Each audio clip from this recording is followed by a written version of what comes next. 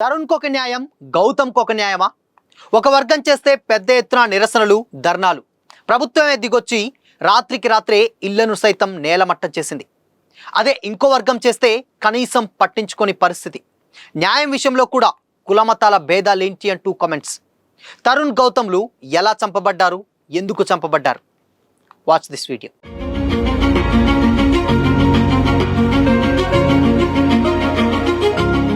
నమస్తే, welcome to Disha TV. రెండు ఒకే రకమైనటువంటి ఘటనలు.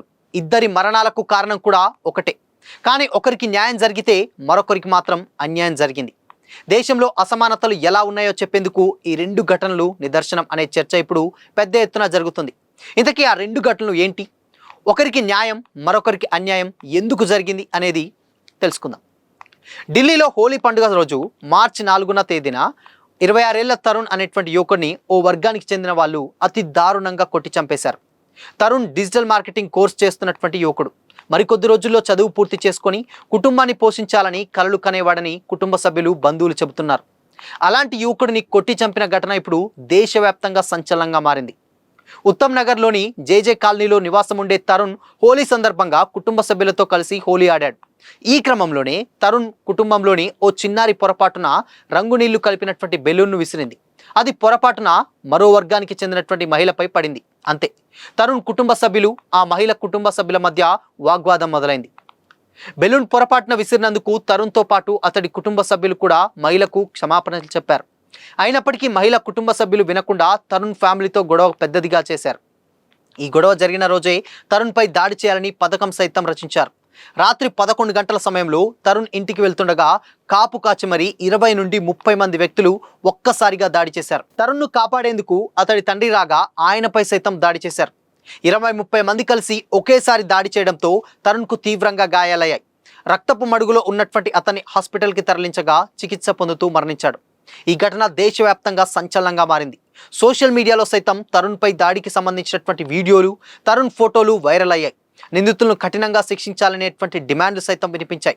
మీడియా మొత్తం కూడా తరుణ్కు సంబంధించినటువంటి స్టోరీలే కనిపించాయి. దీంతో ఢిల్లీ సర్కార్ వెంటనే స్పందించి దాడికి పాల్పడినటువంటి వారిలో 14 మందిని అరెస్ట్ చేసింది.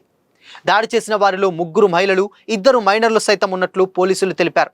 దాడిలో ప్రధాన నిందితుడిగా భావిస్తున్నటువంటి నిజాముద్దీన్ ఇంటిపై అధికారులు బుల్డోజర్ యాక్షన్ చేపట్టి నేలమట్టం చేశారు. తరుణ్కు జరిగినటువంటి అన్యాయంపై ప్రభుత్వం, అధికారులకు స్పందించినటువంటి తీరుపై దేశవ్యాప్తంగా కూడా ప్రశంసలు కురుస్తున్నాయి. అయితే ఇదే హోలీ పండుగ రోజున ఉత్తరప్రదేశ్లోని మరో దారుణం చోటు చేసుకుంది. యూపీలోని హత్రస్ జిల్లాలోని ఓ గ్రామంలో హోలీ పండుగ సందర్భంగా 2 కులాల మధ్య వివాదం చెలరేగింది. అది కాస్త తీవ్ర స్థాయికి చేరడంతో అగ్రకులానికి చెందిన కుటుంబం దళిత యువకుడు సూరజ్ గౌతమ్పై కర్రలు, మారణాయుధాలతో విచక్షణారహితంగా దాడి చేసింది. ఈ దాడిలో సూరజ్ తలకు, శరీరానికి తీవ్రంగా గాయాలవ్వగా వెంటనే హాస్పిటల్కి తరలించగా చికిత్స పొందుతూ బాధితుడు మరణించాడు. దళిత యువకుడైన సూరజ్ అగ్రవర్ణానికి చెందినటువంటి మనోహర్ తివారికి హోలీ శుభాకాంక్షలు చెప్పడం వల్లే ఈ గొడవ జరిగిందని తెలుస్తుంది. హోలీ రోజున యువకుడి హత్యతో గ్రామంలో ఉద్రిక్త పరిస్థితులు నెలకొన్నాయి. అయితే ఈ ఘటనపై కేసు నమోదు చేసినటువంటి పోలీసులు ఎఫ్ఐఆర్ నమోదు చేసి నిందితులను అదుపులోకి తీసుకున్నారు. హోలీ శుభాకాంక్షలు చెబితే చంపేయాలని ఏ రాజ్యాంగంలో రాస్తుందని మృతుడి తల్లి ఆవేదన వ్యక్తం చేస్తుంది. తాము దళితులం కాబట్టే ఇంత దారుణంగా కొట్టి చంపారని కన్నీళ్లు పెట్టుకుంటున్నారు. నిందితులను కఠినంగా శిక్షించాలని డిమాండ్ చేశారు. అయితే ఢిల్లీలో తరుణ్ హత్య, యూపీలో గౌతమ్ హత్య ఒకే రకంగా జరిగిన న్యాయం మాత్రం ఒక రకంగా జరగలేదని విమర్శలు వస్తున్నాయి. తరుణ్ హత్యపై వెంటనే స్పందించిన అధికారులు, ప్రభుత్వం నిందితుల ఇళ్లను బుల్డోజర్లతో కూల్చేసింది. వారిని ఎన్కౌంటర్ కూడా చేసేటువంటి ఛాన్స్ ఉందని ప్రచారం జరుగుతుంది. మరోవైపు గౌతమ్ హత్య కేసు నిందితులపై కేసు నమోదు చేసి అదుపులోకి తీసుకున్న యోగి సర్కార్ బుల్డోజర్ యాక్షన్ లాంటి నిర్ణయాలు తీసుకోలేదు. దీంతో బాధితులకు న్యాయం చేయడంలో కూడా అసమానతలు ఉంటాయా అనేటువంటి చర్చ సోషల్ మీడియాలో జరుగుతుంది. బట్ ఏదేమైనప్పటికీ తరుణ్కి ఒక న్యాయం, ఇటు గౌతమ్కి ఒక న్యాయం అంటూ కూడా పెద్ద ఎత్తున సోషల్ మీడియాలో చర్చ జరుగుతుంది.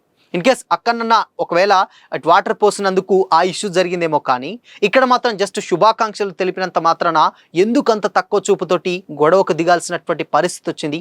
ఒకవేళ వచ్చినా కానీ మనిషిని చంపేంతగా అంత విచక్షణ రహితంగా ఎందుకు చేయాల్సి వచ్చింది?